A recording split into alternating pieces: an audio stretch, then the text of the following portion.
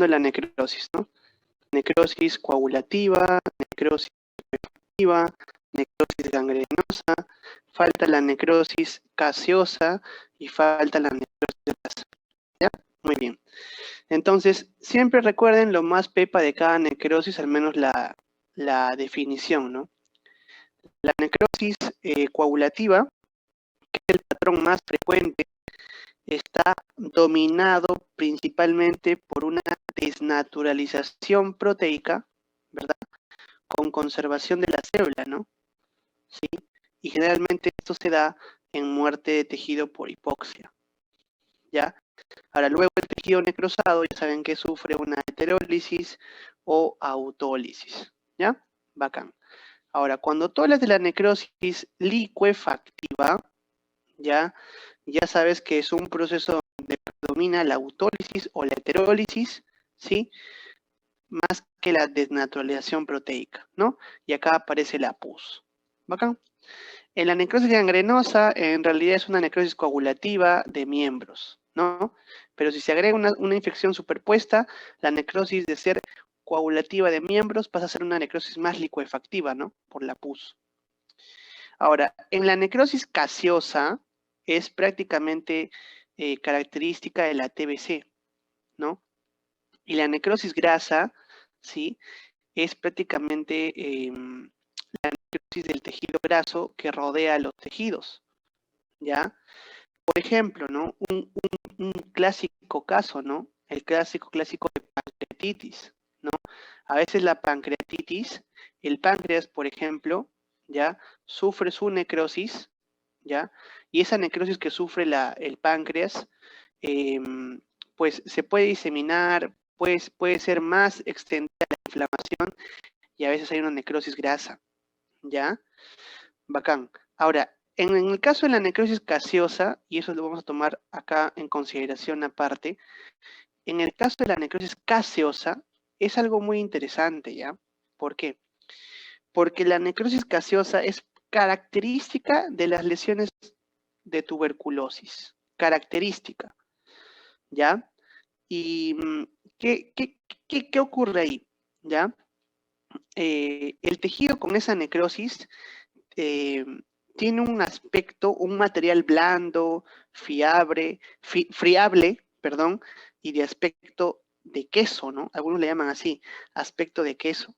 Y en el microscopio electrónico, cuando tú de repente lo puedas ver, lo vas a ver como un material eosinófilo amorfo, ¿ya?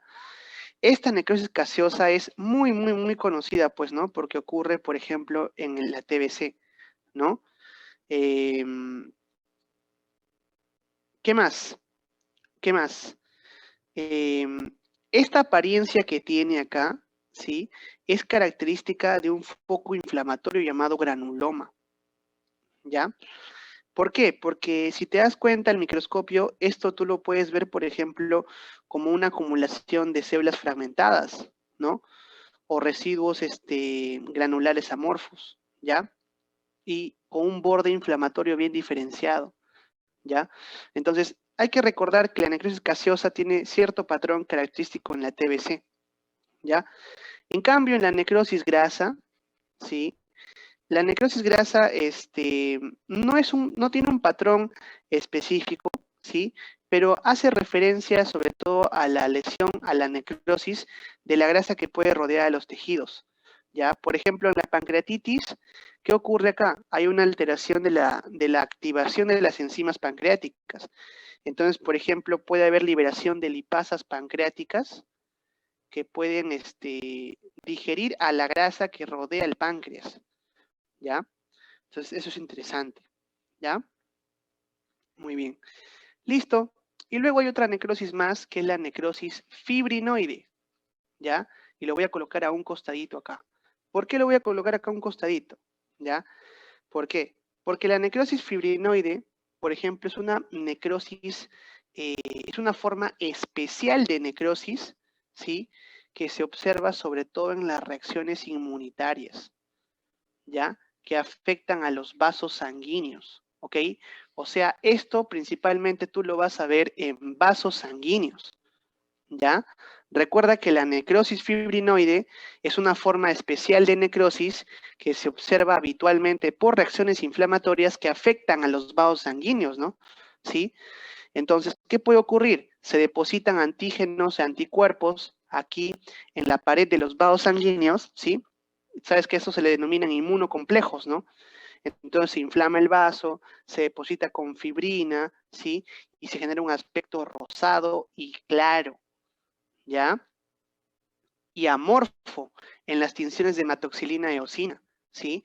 ¿Dónde se ve esto, por ejemplo? En las famosas vasculitis. En las famosas vasculitis, tú puedes apreciar la necrosis fibrinoide. Claro, sobre todo cuando existe depósito de inmunocomplejos. Eso es clásico, ¿ya? Clásico, clásico. Muy bien. Muy bien, muy bien, muy bien, muy bien. Entonces, por ejemplo, vamos a ver por acá algunas cositas, ¿no? Recuerden siempre que cuando ustedes están frente a una lesión celular irreversible, y eso les dije ayer, por ejemplo, tú tienes a la necrosis y a la apoptosis. Eso es claro. Bacán. Entonces, por ejemplo, principalmente, ¿por qué se produce? Por la pérdida de producción de ATP y por la alteración de la membrana celular, ¿no? Importante, ¿ok? Entonces, una lesión celular irreversible se caracteriza prácticamente por esto, ¿no? Y tenemos dos, la necrosis y la apoptosis. Entonces, cuando tú hablas de la necrosis celular, tú sabes que va a haber desnaturalización proteica, mira, digestión enzimática, ¿sí? Y también se pueden apreciar ciertos cambios nucleares, ¿no? Como te había comentado hace rato. Entonces, ¿qué cosa era la autólisis? Dijimos, la autólisis, ¿qué cosa era? Era la digestión enzimática de sus propias enzimas. En cambio, la heterólisis, ¿qué cosa es? Es la digestión enzimática por otras enzimas que pueden ser provenientes de algunos leucocitos invasores. ¿Se entiende? ¿Te acuerdas? Entonces, cuando tú hables de necrosis celular, es cierto, lo que va a predominar es la desnaturalización proteica, ¿ya? La digestión enzimática. Estos dos patrones básicos son los que hemos dicho, ¿no? Bacán. Nucleares. Bacán. Ahora, aquí, por ejemplo, tienes los distintos tipos de necrosis, ¿no? Necrosis coagulativa, que se da principalmente por isquemia, y la isquemia, ¿qué cosa provoca? Hipoxia. La necrosis liquefactiva, que puede darse por una infección bacteriana, y recuerda que hay pus, ¿no? La liquefactiva, ¿no? En la necrosis, por ejemplo, gaseosa, ¿sí? Es característica de la tuberculosis, ¿no? Por la grasa es característica de la pancreatitis aguda y la necrosis gangrenosa se caracteriza porque va a haber isquemia, o sea, se crea un patrón de necrosis coagulativa, hay infección superpuesta y también se crea patrón de necrosis liquefactiva, así que tengan cuidado, ¿ya? Acá les han puesto más o menos 5, pues, ¿no? Pero falta fibrinoide, que no lo han puesto. Bueno. Listo, ahora sigamos acá. Quiero que vean otro gráfico más acá acá está, mira. Si se dan cuenta, esta es la necrosis fibrinoide. Miren, ¿sí? La que ocurre principalmente a los vasos sanguíneos, ¿ok? Principalmente a los vasos sanguíneos. ¿Y por qué ocurre? Por el depósito de inmunocomplejos. ¿Ya? Eso es importantísimo saber. Es importantísimo saber. ¿Ya? Muy bien. Ahí está. Muy bien. Listo. Ah, siempre tengan en cuenta esta imagen porque puede ser posible que en algún momento les puedan tomar. ¿Ya? Puede ser posible que en algún momento les puedan tomar. Así que es importante que vean esa imagen. ¿Ya? Ahora sí, seguimos. Miren, por ejemplo, acá. ¿Esto qué cosa parece? Esto podría parecer qué cosa. ¿Ustedes qué dicen? ¿Podría parecer una necrosis? ¿Qué dicen ustedes? ¿Será coagulativa? Muy bien. Más tiene aspecto de liquefactiva, ¿no? Claro. Bacán. Chévere. Acá está la necrosis gaseosa, ¿no? Gaseosa. Bacán, bacán. Chévere, chévere. La gaseosa, por ejemplo. El calcium, ¿no? Aspecto de queso en tuberculosis, mira, la lesión pulmonar.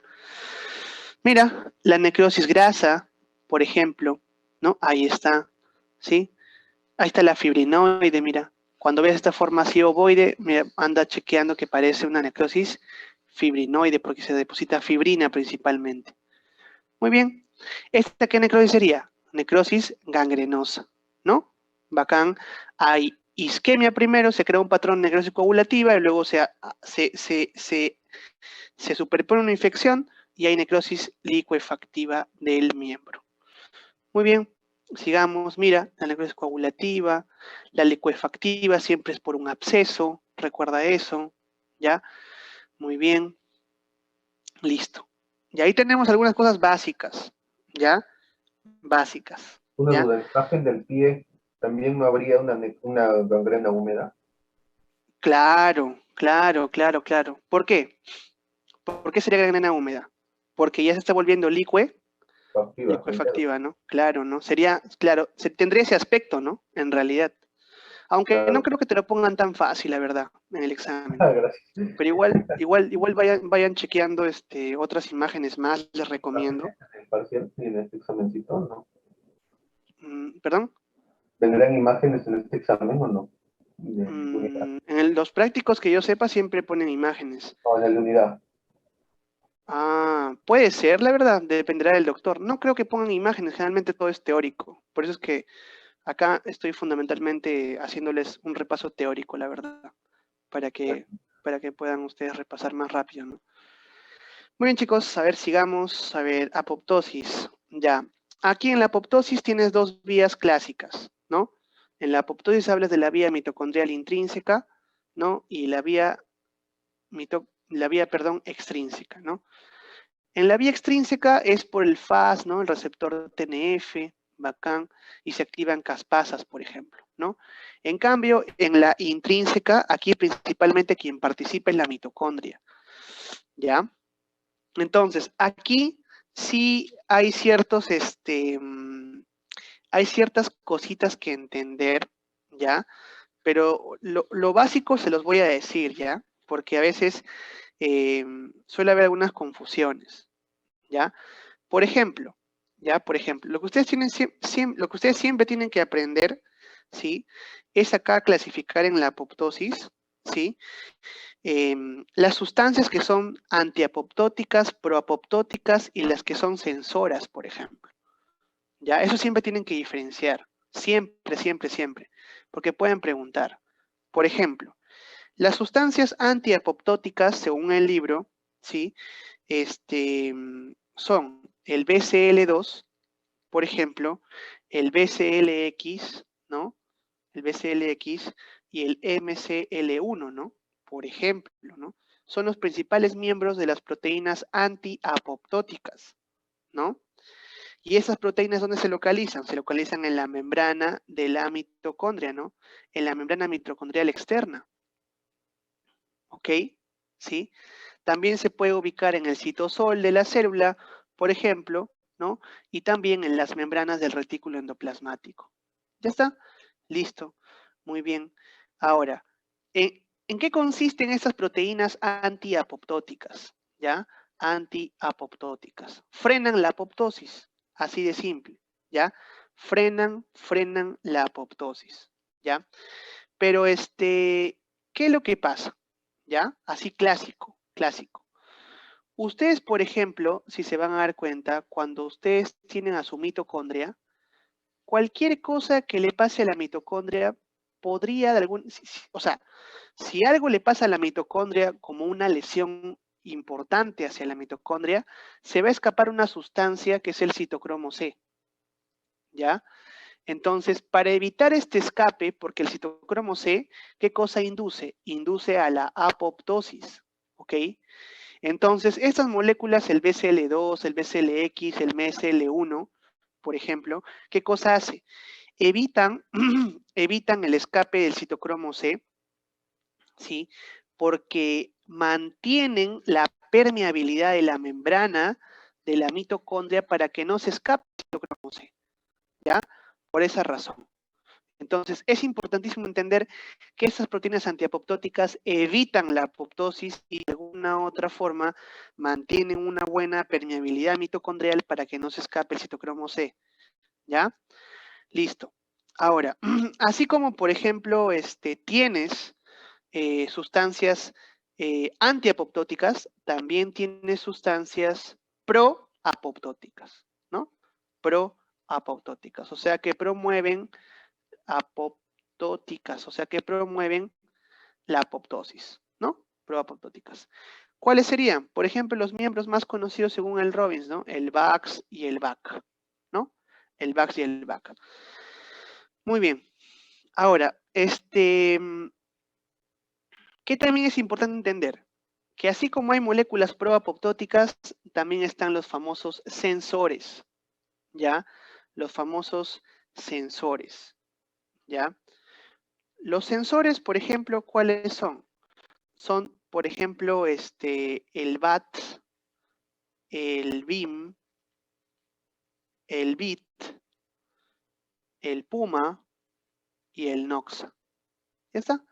BAT, BIM, BIT, PUMA, NOXA. Ahí está. Listo. ¿Ya? Las proteínas de este grupo, sí, prácticamente contienen un solo dominio de BH, que seguramente ya lo van a ver en el libro. ¿Ya? Por lo que a veces son llamadas proteínas solo BH3. ¿Ya? Muy bien. Estas proteínas sensoras, en realidad, ¿qué cosa hacen? ¿Ya? Tienen la capacidad de sensar el estrés celular, sensar el daño celular y regula el equilibrio entre ¿quién? Entre las antiapoptóticas y las proapoptóticas. Eso es lo que hace, ¿ya? Regula el equilibrio. Entonces, al menos de este repaso básico, tienes que recordar cuáles son las moléculas que no ayudan a la apoptosis, como el BCL2, BCLX, MCL1, y también tienes que recordar a las moléculas proapoptóticas como el VAX o el VAC. ¿Ya? Muy bien. Eso es importante, al menos clásico de esta clase, ¿sí? Para poder entender varias cosas. ¿Ya? ¿A qué se Ahora, refiere con un solo dominio de BH? ya. Lo que pasa es que cuando ustedes vean, por ejemplo, al conjunto de proteínas, se las llama en realidad proteínas con dominios, ¿ya? Entonces, por ejemplo, las proteínas antiapoptóticas poseen 4 dominios BH, ¿no? Por ejemplo, ¿ya? Se refiere a la estructura molecular de la proteína en sí, sobre todo a eso. Entonces, por ejemplo, las sensoras contienen solamente un dominio BH, ¿ya? Y supuestamente el tercero de los 4 que existen no lo tiene, ¿no? Supuestamente el tercero de los 4 existentes, perdón, ¿ya? O sea, solamente tiene un dominio BH nada más. Por lo que, por ejemplo, mira, ¿dónde están? Acá están, ¿no? Por acá en este gráfico no está. Pero acá tenemos a las sensoras, BH3. ¿Sí ven mi gráfico? ¿Sí mi gráfico? Ya. Normalmente se supone que la estructura proteica, ¿ya? Por ejemplo, de las antiapoptóticas tienes el BCL2, el BCLX y el MCL1, ¿no? Esas proteínas tienen, por ejemplo, 4 dominios BH, por ejemplo. Existen 4 dominios BH que se refiere a la estructura molecular de esa molécula, ya como tal, a la estructura molecular proteica. Entonces, pero los sensores, por ejemplo, solo tiene uno de esos 4 existentes. Por eso se les llama BH. La verdad, el libro lo que te indica sobre todo es que se le llama así a esas proteínas debido a los dominios que tiene, nada más. Sobre todo la estructura molecular en realidad, ¿ya? Aunque esto, a ver, más importante en realidad es entender cuáles son la funcionalidad y entender el grupo de familias a las cuales pertenecen, ¿no? Porque, por ejemplo, las moléculas proapoptóticas, por ejemplo, ¿sí? Tiene 4 dominios BH. Las antiapoptóticas tienen los 4 dominios BH. Pero en cambio las sensoras solo tiene un solo dominio BH y encima es el tercer dominio de los 4 que existen, ¿ya? Entonces a eso me refiero con eso, para no darle muchas vueltas, ¿ya? Listo. Muy bien. Sigamos. Ahora, por ejemplo, acá, en esta gráfica, ¿ya? Siempre recuerden que las proteínas antiapoptóticas van a evitar el escape del citocromo C. Evitar sobre todo eso, ¿ya? Evitar el escape. Ahora, allá. Aquí, por ejemplo, si ustedes se dan cuenta, acá tienes dos gráficas, ¿no? Tienes una gráfica, por ejemplo, que se llama célula viable, ¿sí? A ver, acá tienes una célula viable, por ejemplo, ¿sí? Y acá tienes una célula en apoptosis, ¿no? Bacán. ¿Cuál sería la diferencia que ustedes pueden ver, por ejemplo, en estas dos células? ¿Alguien puede ver una diferencia, por ejemplo? Una diferencia importante que ustedes puedan ver de repente, que se puedan En dar la cuenta. apoptosis hay liberación del citocromo C. Claro, claro, claro, claro. Muy bien. Esa es la idea. Ujú. Por ejemplo, acá en la célula viable que no sufre apoptosis, obviamente acá no se libera el citocromo C, ¿no? Por lo tanto, no va a haber apoptosis. Entonces, pero si se llegara a liberar el citocromo C, sí, se desencadena la apoptosis. ¿Por qué?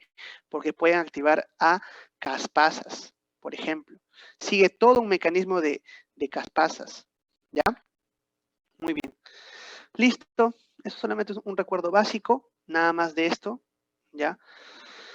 A ver, voy a tratar también de hacer otra cosa más que quiero que vean acá, ¿ya? Recuerden que una cosa es activar la apoptosis por la vía mitocondrial y otra cosa es activar la apoptosis por la vía extrínseca, ¿ya? Cuando se activa la apoptosis por la vía extrínseca, ¿sí? Recuerden que fundamentalmente se debe a la interacción de Fas y el receptor TNF, ¿ya? Entonces tú, por ejemplo, te vas a dar cuenta que puedes encontrar, cuando veas lo que es la vía extrínseca, ¿sí? En realidad se debe a señales extracelulares, ¿ya? Y hay una interacción del ligando-receptor. En cambio, cuando tú hablas de la vía mitocondrial intrínseca, ¿sí? Se da de otra forma, ¿ya? Se da de otra forma, ¿ya? ¿Por qué? Y ahora acá lo voy a explicar de forma muy sencilla, pero muy básica para que lo puedan entender. En la vía mitocondrial interna, ¿sí? O la vía mitocondrial intrínseca también llamada, ¿no? ¿Qué ocurre? ¿Qué ocurre? Principalmente la mitocondria, ¿sí? Aumenta su permeabilidad, ¿no? Entonces, ¿qué cosa ocurre? Si aumenta su permeabilidad de la mitocondria, se escapa el citocromo C, ¿sí? Y esto puede activar a caspasas para promover la apoptosis. Hasta ahí, todo bacán. Hasta ahí todo bacán. Entonces, la vía mitocondrial consiste en que la permeabilidad de la mitocondria aumenta y se escapa el citocromo C. Pero, recuerden que la permeabilidad mitocondrial está regulada por más de 20 proteínas, ¿sí? Entonces, recuerda que tú tienes, por ejemplo, ¿sí? Y nunca pueden olvidar, ¿sí? A las proteínas, ¿correcto? Eh, reguladoras, ¿no? A ver, voy a preguntar al chat, por ejemplo. ¿Se acuerdan que nosotros habíamos conversado de de proteínas antiapoptóticas? ¿Se acuerdan cuáles son las proteínas antiapoptóticas que habíamos conversado? Las antiapoptóticas. Antiapoptóticas. ¿Cuáles eran? Al chat. ¿Se acuerdan? Las tres que habíamos conversado. Muy bien, perfecto. La BCL2, ¿no? ¿Qué más? Perfecto. BCL2, muy bien. Habíamos conversado que era la BCLX, perfecto. Y también por ahí se podía incluir el MCL1, ¿no? Claro, bacán. Perfecto, ya está. Fácil, está recontra fácil. Entonces, la chamba de las proteínas antiapoptóticas era evitar el escape del citocromo C. Bacán, muy bien. Entonces, ¿qué cosa ocurre? ¿Ya? Estas proteínas, el BCL2 y el BCLX, por ejemplo, ¿sí? Son responsables de la reducción de la permeabilidad mitocondrial. ¿Ya? Pero ¿qué pasa? ¿Qué pasa? ¿Ya? Tú también conociste otras proteínas, que son las proteínas, las famosas sensoras, ¿no? ¿cuáles son las proteínas sensoras? Las proteínas sensoras son, ¿te acuerdas? El BAT, ¿no? Tenías al BIM, ¿sí? Al BIT, por ejemplo, al PUMA y al NOXA, ¿ok? Entonces, ¿qué sucede? ¿Ya? Que cuando ocurre un estrés celular o se pierde las señales de supervivencia celular, ¿ya? Esto de acá se percibe a través de estas moléculas, ¿no? A través de estas moléculas. Entonces, ¿qué sucede? Simple, ¿ya? Estas moléculas, cuando ven que hay, por ejemplo, ¿no? Supongamos, un mal plegamiento de las proteínas, o hay una lesión del ADN, ¿no? O hay una retirada de los factores de crecimiento, el BAT, el BIM, el BIT, PUMA, NOXA pueden inducir, ¿qué cosa? ¿Sí? Pueden inducir la activación de moléculas proapoptóticas, ¿sí? Entonces la pregunta es, ¿cuáles son las moléculas proapoptóticas, chicos? A ver, recuerden por favor, ¿cuáles son las moléculas proapoptóticas? En el chat, para recordar. Muy bien, VAX y VAC. Ven, facilito, ya está, ya. Ya está, ya. VAX y VAC. No hay que meterle tanto flow acá, ¿ya? Simplemente rápido. VAX y VAC. Ya está, simple. Entonces, ¿qué cosa ocurre? Ya, pues, cuando ocurren estas situaciones, los sensores captan esto, ¿sí? Y favorecen que estas moléculas proapoptóticas comiencen a trabajar, ¿sí?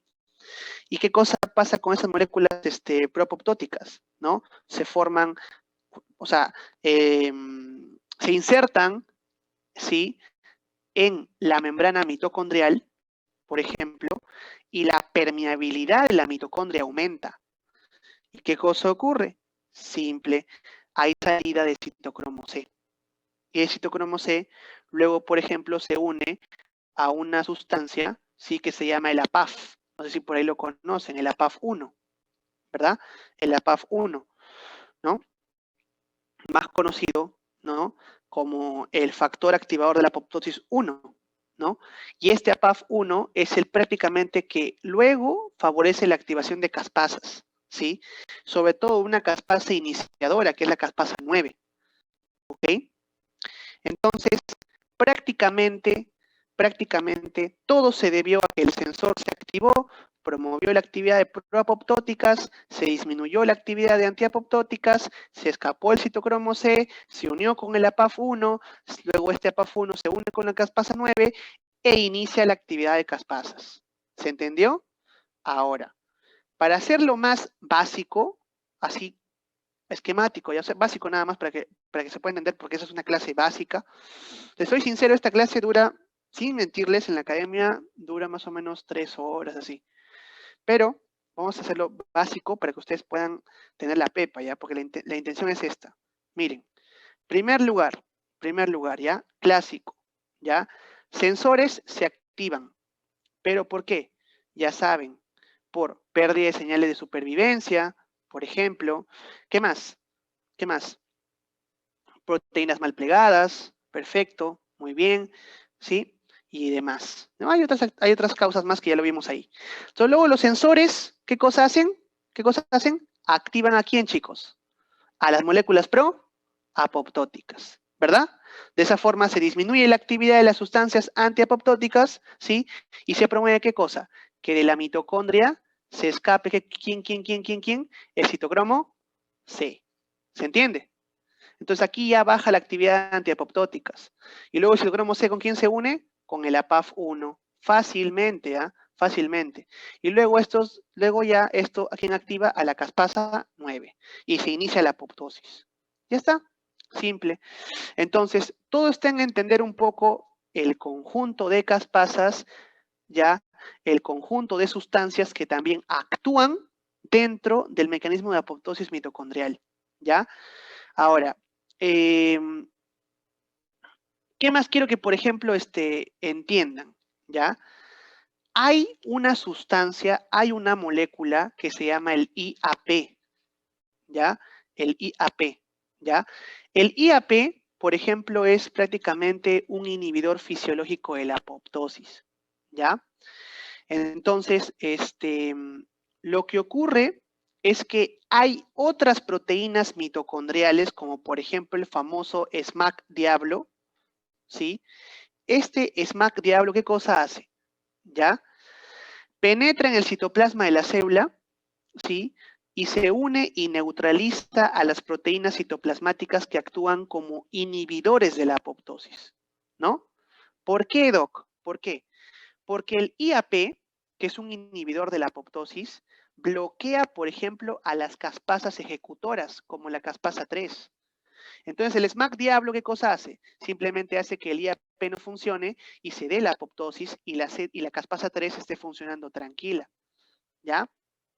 Entonces, otra de las proteínas que pueden verse implicadas en la apoptosis por vía mitocondrial es, por ejemplo, el SMAC diablo, ¿sí? Que facilita que caspasa siga actuando porque se neutraliza al IAP. Listo, nada más, no hay más vuelta que darle, ¿ya? Listo. Ahora, como se pueden dar cuenta, es sencillo, ¿no? Es bien sencillo. Es bien sencillo, solamente es cuestión de darle un enfoque básico nada más. Chicos, les comento que no me va a alcanzar el tiempo para inflamación, pero me dicen que ya han repasado ese tema, ¿ya? Así que vamos a tratar de meterle aquí la otra parte de necrosis, perdón, de apoptosis, y quiero hablarles un resumen de acumulaciones intracelulares y con eso culminamos la sesión, ¿ya? Me quedan 3 minutos. Chicos, recuerden que hay caspasas iniciadoras que son la 8 y 9, ¿no? Eso nunca lo olviden, ¿ya? Caspasas ejecutoras, ya saben que son la 3, ¿ya? Ahora, vamos a hablar de otra situación más, ¿ya? A ver, me parece que acá no está, pero bueno, voy al toque a colocarlo en una pantalla en negro, ¿ya? En negro acá. Para ya terminar la clase porque se me va a acabar el tiempo, ¿ya? Y también dejarlos dormir porque tienen que seguir con sus clases de mañana, de pasado, ¿ya? No olviden que el sábado tenemos clase de farmacología de corticoides y opiáceos, ¿ya? ¿Ya? Y voy a ver les pediría si es que de repente pueden pasarme su caso clínico de taller de casos 4, creo que tienen. Sí, me parece que están haciendo algo de infecto, ¿no? Para ver si de repente por ahí algo alguito de farmacología de enfermedades infecciosas. De repente para ver la farmacología, no sé, pues, ¿no? Del metronidazol, qué sé yo. Para aprovechar la clase del sábado, ¿ya? Muy bien, chicos. A ver, seguimos, ¿ya? A ver. Realmente para hacer un esquema nada más, ya de lo que de repente por ahí pueden ver de acumulaciones celulares, ¿ya? Miren, ¿qué es lo que pasa? ¿Ya? Solo tengo 2 minutos. Cuando hablas de acumulaciones intracelulares, ¿sí? Recuerda que las sustancias que se pueden acumular pueden ser de distintos tipos, ¿ya? Por ejemplo, tú puedes tener acumulación de lípidos, ¿sí? Puedes de repente también tener acumulación de proteínas, ¿sí? ¿Correcto? ¿Sí? Inclusive también parte de las acumulaciones pueden generar, por ejemplo, cambios, ¿no? Recuerda que pueden haber cambios hialinos, ¿no? Por ejemplo, ¿ya? O la misma parte de la acumulación puede haber calcificaciones, ¿no? Hay calcificación patológica y hay calcificación metastásica, ¿no? A ver, en el caso primero de acumulaciones intracelulares, por ejemplo, recuerden que los lípidos también pueden acumularse, ¿no? Sobre todo los triglicéridos, ¿no? ¿Y qué pueden generar? Cambios grasos, ¿no? Pueden generar cambios grasos, ¿no? Un cambio clásico es en el caso de la esteatosis hepática, ¿no? Muy bien. También, por ejemplo, otro depósito de lípidos, por ejemplo, en el caso de la aterosclerosis, ¿no? O los mismos santomas, ¿no? En las hiperlipidemias, ¿no? O, por ejemplo, las mismas patologías genéticas como la enfermedad de Niemann-Pick, por ejemplo, ¿ya? Listo, entonces, los lípidos pueden acumularse en situaciones patológicas, las proteínas también, ¿ya? También, por ejemplo, los cuerpos de Russell. Los cambios hialinos son rosados, por ejemplo, homogéneos y brillantes. Y en el caso de las calcificaciones pueden ser por lesiones crónicas, ¿ya? Puede haber calcificaciones por alteraciones hormonales y demás. ¿Ya, chicos? Generalmente las metastásicas son por mieloma, ¿sí? Por la insuficiencia renal, por hiperparatiroidismo, por sarcoidosis sistémica y así, ¿no? Muy bien, chicos. En cambio, la calcificación patológica distrófica puede ser un marcador